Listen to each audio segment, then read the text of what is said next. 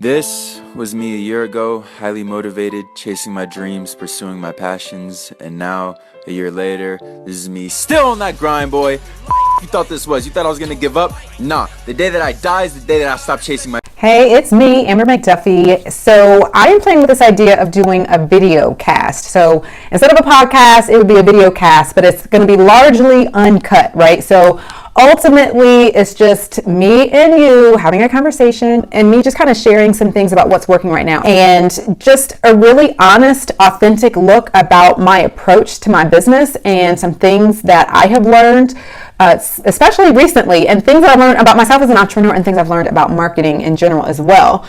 So first, let's kind of dive into some things that I have been doing to market my business that have shown some success, right?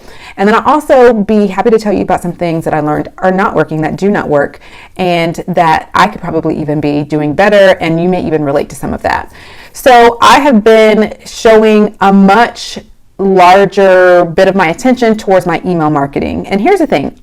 Email marketing is one of those things that you always knew that it worked. Okay, you always had an idea that email marketing was very important to your business, but nonetheless, you start to split your attention with all these other things because there are so many people out there telling you different ways that you can grow your business, especially organically. And that was something, I don't know that I shared this in a separate email, but in one of the emails I sent recently, is one of the biggest misconceptions and maybe even lies that people tell you out there is that you can grow a business for free. And I never bought into that. I always ran ads. Like I started my business pretty much day one running ads so that I could grow a list of targeted leads. And it was just taught to me to do it that way, though, even though I ran into people later who said, oh no, grow a following, otherwise you won't have anyone to launch to. I'm like, lies. I have a whole email list of people to launch to. The reason I mention that for is that splitting my attention between, email and say Instagram and then also YouTube and all of these other outlets that you do, and even Pinterest. I've even been playing around a little bit with Pinterest, and almost thinking that you need to have this completely separate pool of content for each of them. Not totally separate, but the idea that I had in mind was like, well, if somebody is on my email list, right? Why would they then follow me on Instagram if it's the same exact content? Why would they then follow me on YouTube if it's the same exact content? And the thing is, what I've learned is they don't necessarily follow you everywhere. So to have them in one place to get this content is not a guarantee that they're also going to see it on Instagram or YouTube or Pinterest, right? Usually what I have found, at least with my audience, they may follow me in one place, two tops, right? So if some of my content repeats, it's okay. Okay, they're not going to get bored with it. Besides the fact that it's actually a good thing for people to hear your message more than once, because then they can actually, devour it and understand it. So all of that is to say that I have spent more attention on my email marketing because that seems to be the root of where I get the most bang for my buck, because spending time on Instagram does not. Okay. And here's the thing. I definitely believe in organic marketing, but it can take a very long time. And for me, growing a business 2 years from now, once I've grown a healthy following, is not an option or ideal or a desire. Okay. Building a business right now is what I want to do. And I know with email marketing, I can have a lot more people to actually see my message simply because of the email open rates. People have access to their inbox and will scroll through it. Now, whether they read every single email that you send or not, that's something that you have to deal with and contend with. But it's the same on social media. In fact, for social media, just because they saw it, that doesn't mean that they took it in or absorbed it, if they even saw it, right? So it really made me take a look at a hierarchy, so to speak, of where to spend my time.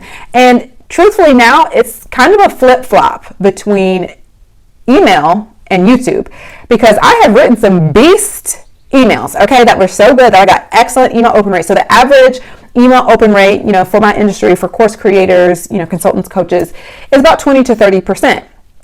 But recently, I have been able to repeatedly get above 40% email open rates, okay? And my email list, if I'm being completely honest and transparent, it is not highly segmented, meaning when I send an email, I damn near send it to everybody. The only time I don't send an email to someone if it's like, I don't want to send an email to someone who already has this program, because this email is all about that program. Maybe it's a promotion or anything else going on, and it just doesn't make sense to fill up their inbox with something that they already have and already know about. Occasionally, though, if I have a YouTube video that also would refer back to that program, I still send it to people who have the program, because if they haven't touched it in a while, maybe they need a little gentle reminder. Remember, you bought this? You might want to get in there and use that, okay?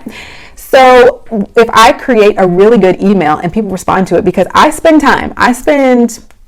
no less than an hour writing an email these days, because I've gotten really good at the structure of it, that it almost acts as a sales page, a sales letter / sales page for whatever action it is that I want them to take, whether it's that I want them to watch my video or I want them to, buy a course.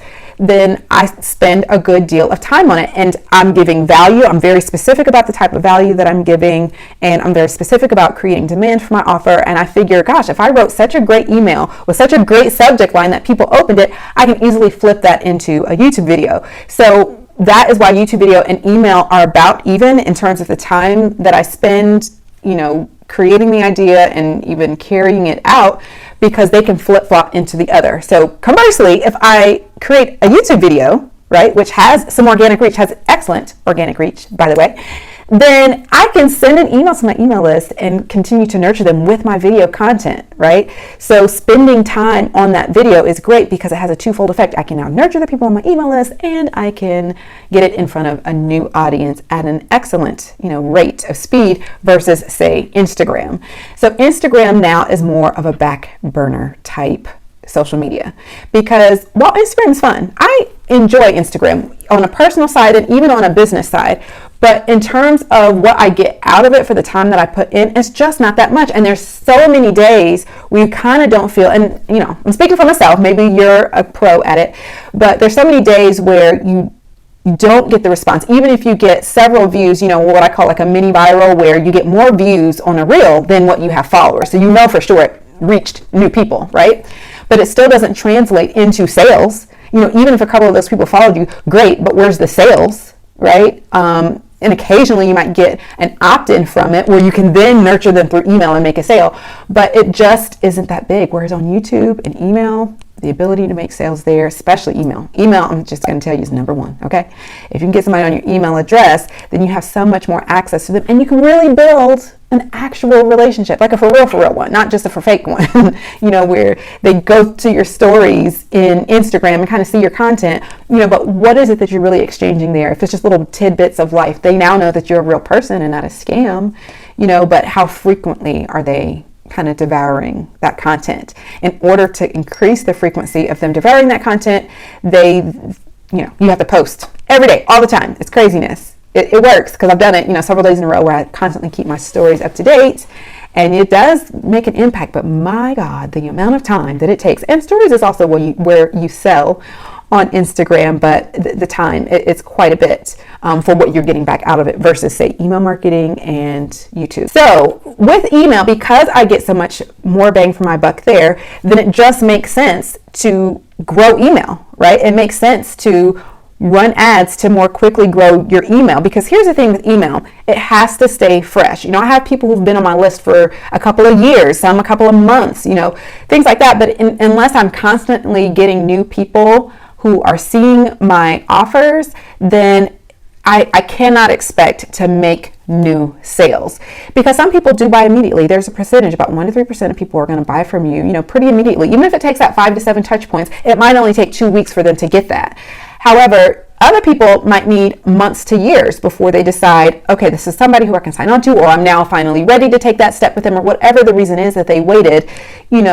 Keep them on your list, because later they may actually buy from you. So, but when you keep that list fresh, you get the right nows and you get the laters, right? So you constantly have an influx of new possibilities coming your way. And that is why I teach Facebook ads, because it's not so much that you're going to make an immediate sale with that ad, but you're going to immediately be putting more people on your list who will actually get access to your message and your knowledge and your offers, because people open their emails, right? And 9 out of 10 people actually check their email every single day, and even more than once a day.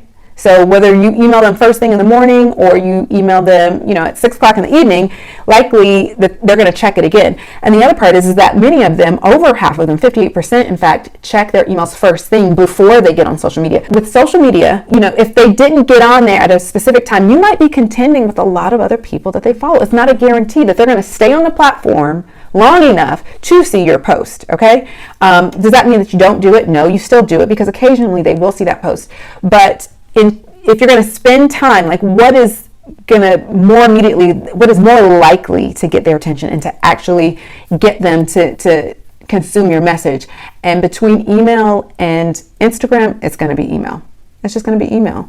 So I teach that because I do that, and I've seen a huge difference in the shifts in my business. Now, the other thing I wanted to share with you is that while you can be sending bunches of emails, okay, all the messages in the world, if you haven't officially kind of zoned in on something, that people can associate you with, I do believe in niching down, and I've had niches. My most, to date so far, till now, was my most profitable niche was when I worked, with teachers who were looking to, start online businesses, create an additional source of revenue other than just, say their paycheck, at their teaching jobs. And it was so great because, I understood that audience. I was in that audience for so long, and, I was able to communicate with them directly. But when I left the education profession, it just felt right to my heart to kind of move on from that niche. And I can't explain it. There's no other reason for it other than it triggered me a little bit to be constantly talking about education, because it wasn't the people. I had amazing people in my programs who were teachers who I absolutely loved working with. Where I struggled was having to deliver messages, having to either go live or having to create ads and lead magnets to attract educators who were suffering in a way that I once suffered, and that I no longer wanted to focus on that pain. There are times where you do have to hone in on the pain points and say, this is the problem that you're having, and I have a solution. Even if you're not negative Nancy and staying down in the negativity, you have to at least brush by, that topic. And that didn't feel good to me anymore. I didn't want to talk about that anymore. I didn't want people, I didn't even have the strength any longer to kind of refute the people who had something to say. Because sometimes when you broach your pain point, people are like, oh, you're just negative, or oh, you're just, I'm like, no, this is reality, boo. Like, I lived as a teacher, as an educator, a teacher for 8 years, an assistant principal for 5 years. So I know the pain that teachers go through. I know when you are just constantly looking forward to your next vacation. I know that life. I live that life, okay? And I don't live that anymore, and I just can't keep reliving it. I can't keep reliving it every time I post something or create, an ad. I just couldn't do it anymore. So I decided to move on from that niche. But before I did, I kind of went into memberships. The challenge with memberships is, and this is what I teach now, this is all things I discovered from my own business experiences, is that when you are looking for topics that you either want to create YouTube videos on or reels on or any of that, think about what are people commonly looking for? What are some viral topics or some trending topics? And a great way to do that is to think about what are people constantly searching for, that they're already out there asking about and looking for. So when they see your message, they're gonna be like, oh, I was just wondering about that recently anyway. Let me stop on this. And so when I use a tool called Keywords Everywhere to look that up, then I found that memberships was not a big topic. The word membership, isolated, it was huge, right? But do you know how many connotations that have, how many contexts people could be looking that up under? A membership, you can have a membership in so many things. You can have a membership in a sorority. You can have a membership in the YMCA. You can have a membership for several things. So everyone that I was looking for was not necessarily looking to start a membership, but they were just interested in a certain type of membership, right? And were maybe Googling about it. So once I really pared it down and looked, it was a very small niche. Now, is it impossible? No, there are several people who have built their business around that. Did it make my ads more expensive? Absolutely. Absolutely more expensive, especially because when the iOS changes came in 2021, where you could opt out of being tracked on Facebook, once you leave the platform, then Facebook had less data to use anyway. Plus, it was already a more expensive niche. Like, I was having a difficult time. And I was no longer looking to work with beginners. I was looking to work with people with established memberships who wanted to grow. So in the pool of people, right, the largest pool of people are going to be anyone who is a brand new, who's a beginner, because there's a lot of people just like, oh, I'm just kind of playing around with the idea. I just want to know more, learn more. And then once people have gotten past that, there's only a certain percentage who actually get past that and do something about that wondering, right, and create a membership. And then once they're established and say, okay, I think I got something here. Now, how do I grow this thing and really make this a viable business? Those are the people that I want to work with, people who want to go from this small pool to this even smaller pool. And so that alone also made my ads more expensive. Now, does that mean, that you automatically give up? No, but do I believe in finding a more profitable niche? Absolutely, because that also just kind of feeds your soul a little bit more. So I found myself thinking, well, what am I good at? That could go either way. That would be good maybe for beginners and could advance with them. Like I could teach this at multiple levels. I can dive in and see where I fit best. And everything always comes back to marketing and even Facebook ads. Facebook ads is one of those things that it could be for beginners, or it could go hand in hand with somebody who wants some more advanced strategies, like how I teach retargeting strategies.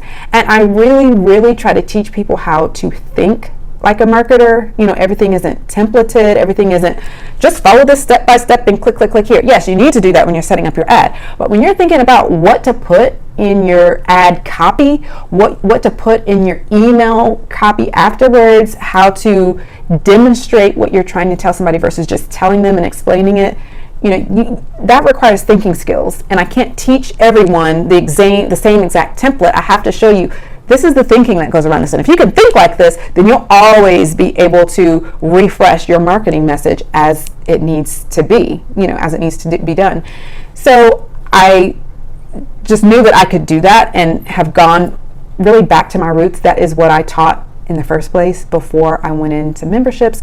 Not necessarily before I went into the niche with teachers. I think I most always had teachers on the front end of my marketing, but I was teaching teachers, not only just how to start online businesses, but how to market them, how to use Facebook ads, how to write those emails. And I thought, I've always been able to do this. I should probably continue to do this. And so you may see a shift in my YouTube channel as it goes back to that, in, just creating tools and courses on teaching people marketing. And truthfully, I already have those courses. They're already made. And so it's about refreshing them and making sure that they are ready for digital marketing in 2022. So I have done that and updated them and created, segmented courses for where people are on their journey and what exactly they need. If you're not getting 10 email subscribers or more per week with your organic, marketing, then you would want to run Facebook ads.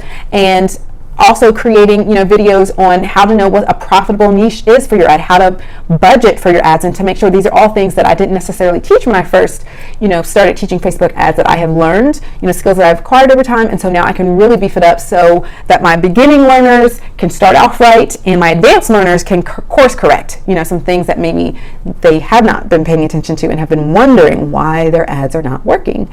So you will be seeing some YouTube videos come out about that, and you will also notice down below that I have some training, some very specific courses on how you can do that. So anyway, I just wanted to bring that to you and give you an idea of what has been working, and it's definitely been, email marketing, making sure that I'm building that list, and my content marketing, which is through YouTube because of the amazing organic reach that you can get and the shelf life. My God, a YouTube video, I want to say maybe the oldest YouTube video that has been suggested to me when I've searched something is probably 3 years old, right? But it's not uncommon for people to go on someone's page and see something much older than that. And honestly, I may have gotten recommended a video from search, if I'm searching, not just in my regular home feed where they're just suggesting whatever. But in a search, I've seen older, maybe 5 or 6 years, if there's a limited number of videos on that topic, right? So they will reach back and say, hey, this was actually a good video. Yes, it came out 5, 6 years ago, but there might be something in there that you still find relevant. So the shelf life for the content makes it more worth spending that time, because at minimum, even 3 years. Can you imagine a piece of content that you created lasting and being suggested for up to 3 years? Whereas on Instagram, it's not more than 3 days. I think so far right now, it used to be 1 to 2 days. Now I'm almost positive I've seen a reel, even a suggested reel that wasn't from someone who I followed, but it was 3 days old and it came just, through my Instagram feed. So when I look at the difference there, right? So now I'll take a clip, like a piece of my YouTube video, and make a reel out of it. And I'm actually getting some really good reach that way, because I do try, and I know this one's kind of like the uncut version, kind of my video cast, but my other videos, I do spend a lot of time in trying to make those engaging. So transferring it over to a reel and then making an idea pin out of it on Pinterest,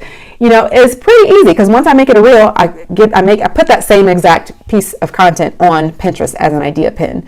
So anyway, I'm seeing some great results from that, because it's helped me to focus on the things that actually move the needle in my business and actually get me seen and visible and growing, and not spending time that feels horrible because on Instagram, when you don't get the reach that you want or the reaction that you're hoping, right, after spending all of that time.